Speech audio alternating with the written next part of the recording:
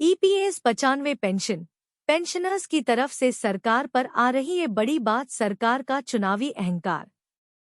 हम बूढ़े जरूर हैं मगर मरे हुए मुर्दा नहीं। सूचना जी न्यूज छत्तीसगढ़। ईपीएस 95 पेंशन का मामला शांत होने वाला नहीं है।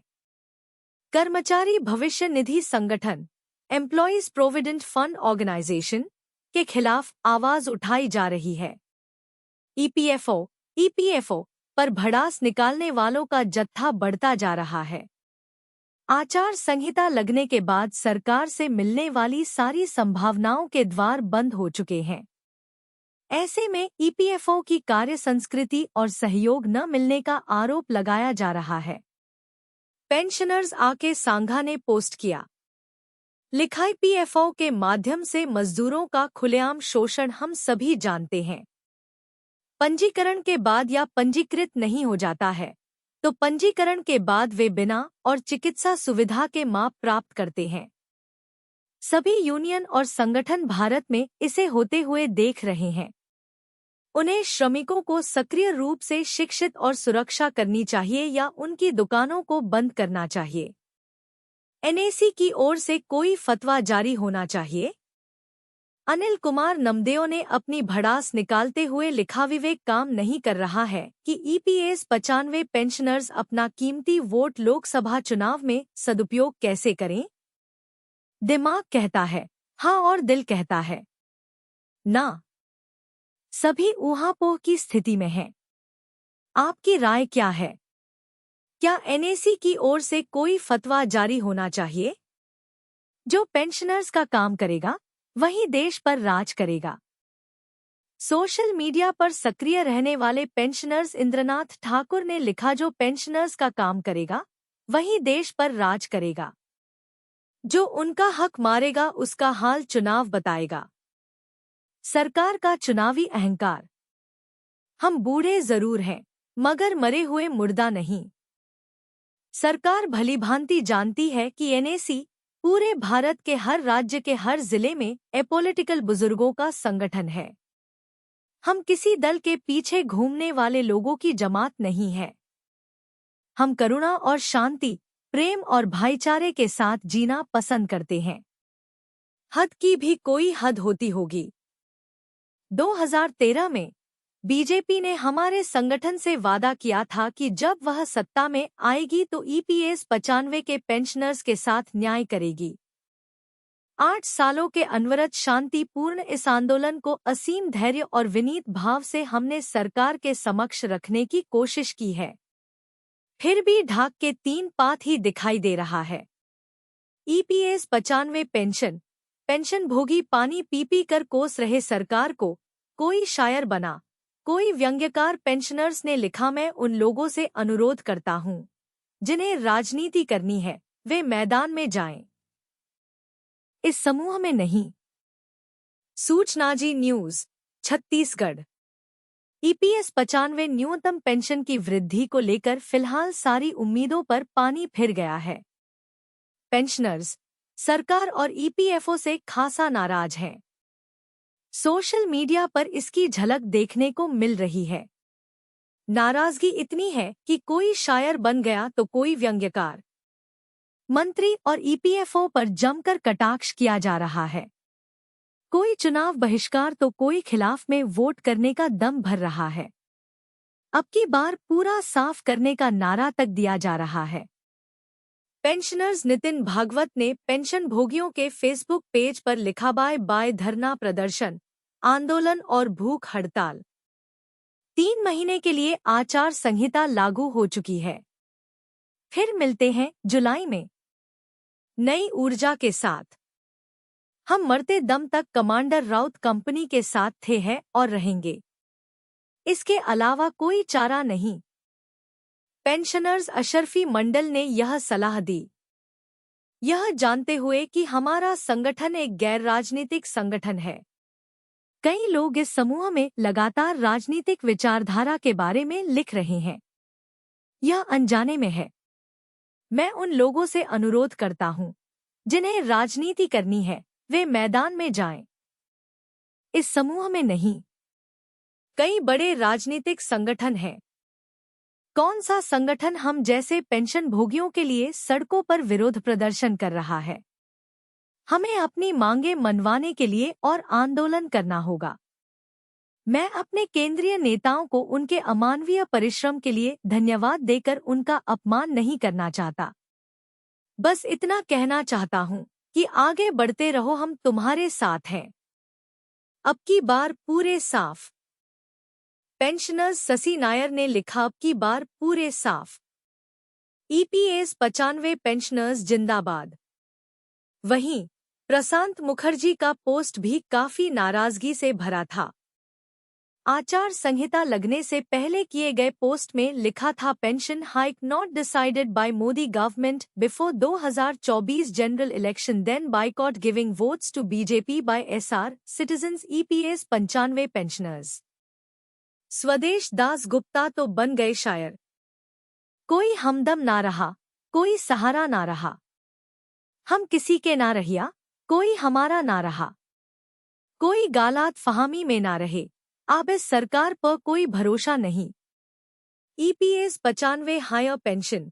जिस सीपीएफ ट्रस्ट को ईपीएफओ बताता रहा सही, पेंशन की बारी आई तो बता रहा गलत।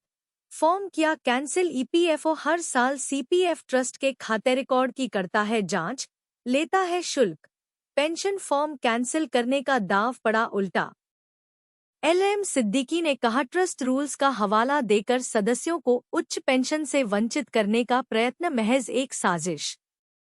सूचनाजी न्यूज, छत्तीसगढ़। कर्मचारी भविष्य निधि संगठन एम्प्लॉयज प्रोविडेंट फंड ऑर्गेनाइजेशन बुरी तरह से फंसता दिख रहा है।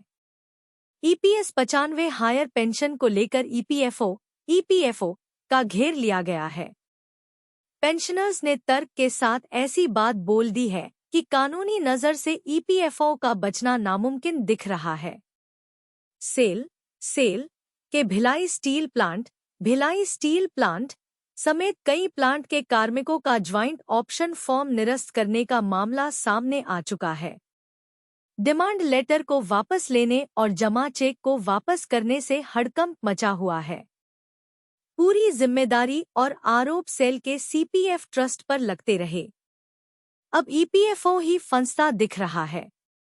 ईपीएस 95 पेंशनर्स राष्ट्रीय संघर्ष समिति छत्तीसगढ़ के अध्यक्ष एलएम सिद्दीकी ने सूचनाजी.com को बताया कि एक गैरकानूनी परिपत्र 31 मई 2017 के द्वारा एग्जेम्प्टेड एस्टैब्लिशमेंट्स में कार्यरत अथवा रिटायर्ड एम्प्लॉइज को इस लाभ से वंचित कर दिया गया था। कर्मचारी भविष्य निधि संगठन के जांच अधिकारी पर सवाल। एग्जेम्प्टेड अनएग्जेम्प्टेड एस्टैब्लिशमेंट्स पर ईपीएफओ घेरते हुए एलएम सिद्दीकी ने गंभीर आरोप लगाए हैं। उनका कहना है कि एग्जेम्प्टेड एस्टैब्लिशमेंट्स के सभी खातों और रिकॉर्ड्स की जांच समय समय पर कर्मचारी भविष्य निधि संगठन के जांच अधिकारी द्वारा किया जाता है और इसका प्रशासनिक शुल्क भी वास्तविक वेतन के आधार पर एम्प्लॉयर से कर्मचारी भविष्य निधि संगठन द्वारा वसूला जाता है। आपत्ति क्यों नहीं की? अगर नियोक्ता द्वारा सीमित वेतन से अधिक वेतन हो जाने पर भी पेंशन फंड में वर्षों से लगातार अंशदान किया गया तो उस समय उन्होंने आपत्ति क्यों नहीं की? जाहिर है कि इसे कभी भी भविष्य निधि संगठन द्वारा आपत्ति योग्य समझा ही नहीं गया और बाद में सुप्रीम कोर्ट का निर्णय भी 4 नवंबर 2022 को आ गया। वास्तविक वेतन पर पीएफ फंड के लिए अंशदान किया गया। भविष्य निधि संगठन ने अपने परिपत्र 22 जनवरी 2019 द्वारा अपने क्षेत्रीय कार्यालयों को निर्देशित किया था कि कर्मचारी और नियोक्ता द्वारा जहां वास्तविक वेतन पर पीएफ फंड के लिए अंशदान किया गया है और जिसे भविष्य निधि संगठन ने स्वीकार भी कर लिया है, ऐसे हालात में यह मान लेना चाहिए कि ईपीएफ एक्ट 1952 के अंतर्गत पैरा 26 का अनुपालन कर लिया गया है। इसलिए ट्रस्ट रूल्स का हवाला देकर सदस्यों को उच्च पेंशन से वंचित करने का प्रयत्न महज एक षड्यंत्र प्रतीत होता है जो अन्यायपूर्ण और असंगत है। EPS 95 higher pension SAIL BSP के कार्मिकों ने 33 लाख 30 लाख तक ईपीएफओ को थमाया, पीपीओ का अब तक पता नहीं। भविष्य निधि आयुक्त के साथ बैठक के दौरान उनके संज्ञान में लाया गया। Suchnaji news, Bhilai. EPS 95 higher pension, EPS 95 higher pension को लेकर मामले अब भी अटके हुए हैं। न्यूनतम पेंशन, मिनिमम पेंशन की बढ़ोतरी की मांग को लेकर रायपुर ईपीएफओ कार्यालय का घेराव किया गया। इस दौरान बीएसपी के पूर्व कार्मिकों ने लंबित मामलों को उठाया।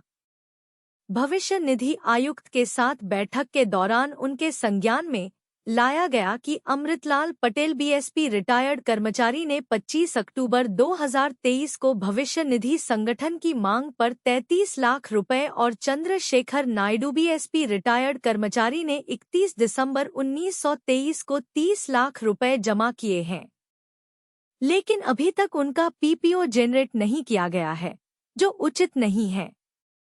भविष्य निधि आयुक्त ने कहा कि उन पर कार्यवाही चल रही है और बहुत जल्द सभी औपचारिकताएं पूरी हो जाने पर उन्हें एरियर्स के साथ उच्च पेंशन मिल जाएगा। विलंब होने की स्थिति में ब्याज के नुकसान के सवाल पर उन्होंने असमर्थता जताई कि उन्हें हेड ऑफिस के फ्रेमवर्क के अंदर काम करना पड़ता है।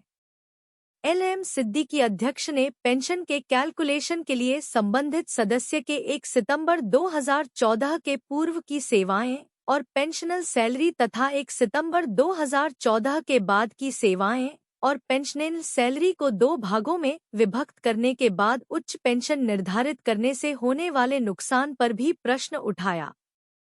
इस मामले पर भी भविष्य निधि आयुक्त ने उनके द्वारा हेड ऑफिस के निर्देशों के अनुसार कार्य करने की विवशता जताई। अभिषेक कुमार ने चर्चा के दौरान बताया कि उनके कार्यालय में 17,000 आवेदन उच्च पेंशन के लिए प्राप्त हुए हैं, जिनमें से 1,220 सदस्यों को डिमांड लेटर जारी किए गए हैं। अब तक लगभग 500 ने राशि जमा की है। आवेदनों के धीमी गति के निराकरण पर अध्यक्ष एलएम सिद्दीकी ने गंभीर चिंता जाहिर की और त्वरित गति से उच्च पेंशन के प्रकरणों को निपटाने के लिए आग्रह किया। एलएम सिद्दीकी ने शीघ्र मांगों का निराकरण नहीं होने पर चुनाव बहिष्कार की भी संभावना जताई।